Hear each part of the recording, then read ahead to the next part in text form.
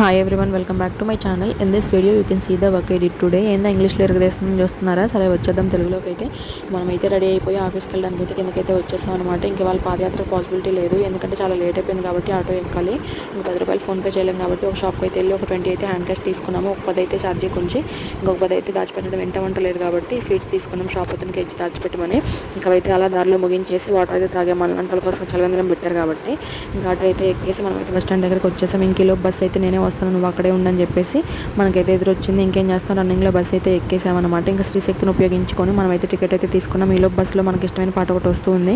ఇంకా దాన్ని అలా వినుకుంటూ ఉన్నాము. ఇంక ఈలోపు ఆఫీస్ అయితే వచ్చేసింది అనమాట.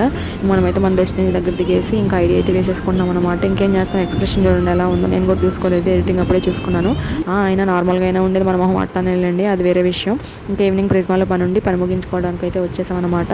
ఇంకా అలా బిల్ కట్టేసి మనమైతే మిర్రర్ కనిపించింది కాబట్టి దాంట్లో అలా ఒక లుక్ వేసామన్నమాట. ఇంకేం చేస్తాం, హాస్టల్లో బెండకాయ పులుసు అని తెలిసింది. ఇంకా పులుసులు మనం తినలేక 2 కురుకురేలు కొనుక్కుందామని అలా షాప్ దగ్గరికి అయితే వెళ్ళేసాం. ఇంకొక బింగో ఒక జంబో అయితే తీసుకున్నాను. 15 రూపీస్ అయిపోయింది.